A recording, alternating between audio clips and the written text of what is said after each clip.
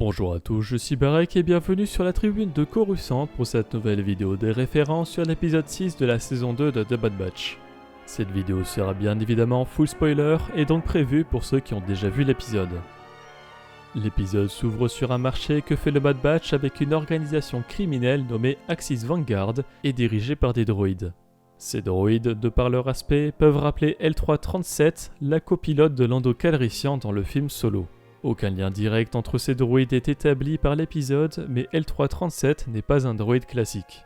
Elle n'est pas issue d'une série de fabrication de droïdes d'un certain modèle, mais a été personnalisée au fil du temps par Lando et elle-même. On peut alors imaginer que sa tête provient d'un droïde d'Axis Vanguard, mais encore une fois, cela n'est pas confirmé. C'est à bord de la base spatiale d'Axis Vanguard qu'Omega fait la rencontre de Gungi. Gungi est un padawan Wookiee qui s'est entraîné pour devenir un Jedi à l'époque de la République Galactique. Pendant la guerre des clones, Gungi et un groupe de 5 autres jeunes, Petro, Katuni, Biff, Ganodi et Zat, furent considérés comme les meilleurs de leur classe, et sous la direction d'Ahsoka Tano et du grand maître Yoda, ils se rendirent à Ilum pour participer au rassemblement, un ancien rituel Jedi qui prouvait qu'une jeune personne était prête à devenir padawan. Dans The Bad Batch, nous apprenons que Gungi a réussi à survivre à la grande purge Jedi. Cet épisode aura peut-être rappelé de vieux souvenirs à certains d'entre vous qui auraient suivi la Star Wars Celebration de 2015. Cette convention était la première organisée par Lucasfilm après le rachat de Star Wars par Disney et après l'annulation de The Clone Wars. En effet, la série a été interrompue en pleine saison 6, qui s'est alors appelée The Lost Missions. Depuis, la série a eu droit à une conclusion avec la saison 7 en 2020, mais en 2015, The Clone Wars Legacy a été révélé. Il s'agit d'un projet multimédia canon qui s'articule autour d'épisodes non produits et non terminés de The Clone Wars. Certains de ces arcs ont alors été adaptés sous différents supports.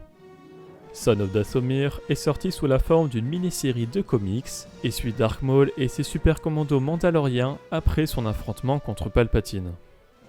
Crystal Crisis on Utapau est sorti avec une animation pas terminée dans le Blu-ray de The Lost Missions et suit Anakin Skywalker et Obi-Wan Kenobi sur la planète Utapau dans la quête d'un cristal kyber géant volé. L'idée de ce cristal géant a d'ailleurs été adaptée plus tard dans Rebels avec Saw Gerrera. Dans The Clone Wars Legacy, on retrouve l'arc Bad Batch, toujours avec des animations non finies, qui fut adapté dans la saison 7 avec quelques modifications. Dark Disciple conclut l'arc d'Asajj Ventress dans un duo avec Quinlan Vos, et cette histoire a été adaptée dans le roman éponyme Sombre Apprenti en français. L'arc Bounty Hunter devait présenter Boba Fett et Cad Bane faisant équipe pour une mission de sauvetage sur Tatooine où les pillards Tusken avaient kidnappé un enfant. L'arc mettait l'accent sur la relation entre Boba et Cad puisque Cad avait connu Django.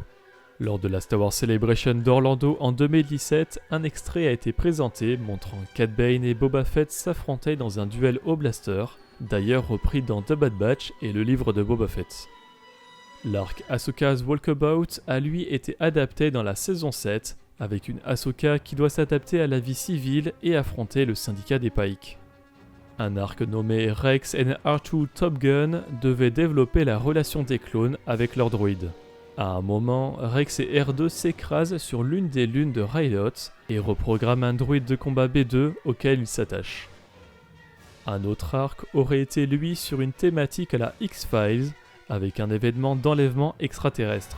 Et ces extraterrestres auraient été des Yuuzhan Vong à bord d'un vaisseau éclaireur. L'arc Return to the Jedi Temple aurait vu le retour d'Ahsoka Tano sur Coruscant, où elle découvre une menace dans le monde souterrain de la planète, et va jusqu'à enquêter avec Anakin et Obi-Wan sous le temple Jedi, où ils doivent sauver Yoda d'un sanctuaire Sith.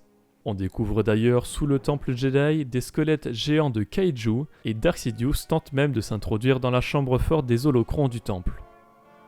Return to Mon Cala aurait raconté le retour de Padmé Amidala et d'Anakin auprès du roi Lichar, après l'assassinat du chef des Quarren Nosori. Enfin, l'arc qui conclut le tout s'appelle The Siege of Mandalore, qui a été finalement adapté dans la saison 7 de The Clone Wars et qui termine bel et bien la série. Le lien avec The Bad Batch dans tout ça est par rapport à l'arc que je n'ai pas encore évoqué, Kashyyyk. Cet arc de 4 épisodes mettait en scène Yoda et le Bad Batch sur Kashyyyk. Lors du panel Untold Clone Wars à la Celebration, Dave Filoni a parlé de l'intrigue de l'arc. Il a révélé que les personnages chevaucheraient des lézards singes géants qui étaient sacrés pour les Wookiees.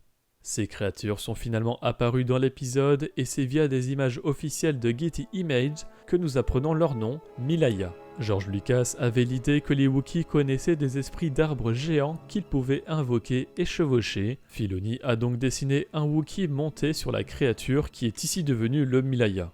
Lucas n'aimait pas la tête de la créature dans l'esquisse initiale, alors Filoni l'a recouvert d'un post-it et a dessiné un second visage que Lucas a approuvé. L'idée originale était que monter les créatures représenterait la relation bienveillante des Wookiees avec la nature et aurait été une pratique religieuse pour l'espèce qui n'aurait pas aimé monter les créatures au combat. Dans l'arc inachevé, Tarful demandait aux esprits des arbres la permission d'aller combattre l'ennemi, qui était un certain nombre de Trandoshan menés par Babua Venomor et l'Alliance séparatiste. Une esquisse montre en effet Tarful communiquer avec les arbres, chose reprise à l'identique dans The Bad Batch. Le leader Trandoshan qu'affrontent les héros est d'ailleurs le même, Venomor, à la seule exception de son prénom Babua qui n'est pas précisé dans The Bad Batch. Un concept art de l'époque montre bien que le personnage a été adapté à l'identique. Venomor devait ainsi s'allier à l'Alliance séparatiste, mais il était compliqué d'amener ça dans la série actuelle, mais nous avons tout de même un rappel avec les Cab que conduisent les Trandoshan, ici possédés par l'Empire qui s'est allié avec les rivaux des Wookiees. D'ailleurs, de l'armement séparatiste aux mains de l'Empire peut paraître étrange, mais ce n'est pas nouveau. En effet, dans l'arc Skywalker passe à l'attaque de la série de comics Star Wars de 2015, au moins 5 chars d'assaut impériaux étaient présents dans l'usine d'armement Alpha de la lune Cymoon 1 lorsqu'elle a été attaquée par les rebelles. Et ces chars sont justement inspirés des anciens Cab de l'Alliance séparatiste. Pour chasser l'ennemi de certaines de leurs villes, les Trandoshan devaient à l'origine brûler certains arbres. Les clones n'y voyaient pas d'inconvénient, mais cela dérangeait les Wookiees, élément une nouvelle fois ramené dans The Bad Batch. Une partie de l'arc était consacrée à la recherche d'un terrain d'entente entre les clones et les Wookiees pour combattre les séparatistes. Certains des soldats de Yoda avaient la silhouette de sa tête sur leur casque, idée ici reprise pour le siège de Mandalore, où la 332e compagnie, une division de la 101e Légion, a arboré le visage d'Ahsoka Tano sur leur casque. Dave Filoni a d'ailleurs révélé que la présence de Yoda dans cet arc était uniquement là pour donner du crédit à la réplique « J'ai de bonnes relations avec les Wookiees » de la Revanche des Sith. A l'origine, ce n'était qu'à partir de cet arc qu'Echo ferait désormais partie de l'escouade du Bad Batch. Un extrait d'un des épisodes de cet arc a été révélé montrant le Bad Batch et d'autres Wookiees, dont le Major Closito, combattant des Kinrats. Les Kinrats sont également présents dans la version de The Bad Batch, mais proviennent de l'univers légende. En effet, on peut les retrouver dans les deux jeux Knights of the Old Republic sur Dantooine et bien sûr Kashyyyk. Dans le canon, ils avaient d'ailleurs été déjà mentionnés en 2017 dans le roman jeunesse Join the Resistance Escape from Vodran. En partant de la station d'Axis Vanguard, Wrecker précise que ça fait longtemps qu'ils ne sont pas allés sur Kashyyyk, rappelant probablement ce fameux arc jamais fini. Officiellement, tous ces arcs dont je vous ai parlé sont canons, mais leur impact est discutable. Déjà, certains ont été adaptés avec plusieurs modifications, donc leur version non terminée n'est plus vraiment canon. De plus, certaines contradictions sont apparues, comme l'arc sur Mancala, où Nosori serait assassiné alors qu'il est présent dans la mini-série de comics Allégeance entre les derniers Jedi et l'ascension de Skywalker. Pour terminer, la doyenne du village Wookiee se nomme Yana et est doublée par Shelby Young. Elle a déjà travaillé dans des productions Star Wars et est la voix de Leia Organa et Knyssa dans Force du Destin, la capitaine Bragg, Lenk et le droïde tactique dans The Bad Batch et K-344 dans Visions. Dans une interview pour la saison 2 de The Bad Batch, elle a déclaré qu'elle avait toujours rêvé d'interpréter une Wookiee et a parlé le Shiri-Wook avec l'aide des concepteurs sonores David W. Collins et Matthew Wood, qui travaillent dans la licence depuis plus de 20 ans. En complément de cette vidéo, je vous invite à regarder la critique de Tribune et Max Rebo sortie hier sur cette chaîne YouTube. Vous pouvez également aller voir ou revoir sur la chaîne secondaire la rediffusion de la critique en live que nous avons faite hier soir sur Twitch. Merci d'avoir regardé cette vidéo, j'espère qu'elle vous a plu. Si c'est le cas, n'hésitez pas à laisser un like, à la partager, à vous abonner en activant les notifications si vous ne voulez pas rater les vidéos de la tribune de Coruscant. Pour être au courant de l'actualité Star Wars au quotidien, suivez-nous sur Facebook, Instagram et Twitter. Et tous les dimanches, nous débriefons de l'actualité sur Twitch lors de notre émission Là-bas dans les étoiles. A bientôt et que la force soit avec vous.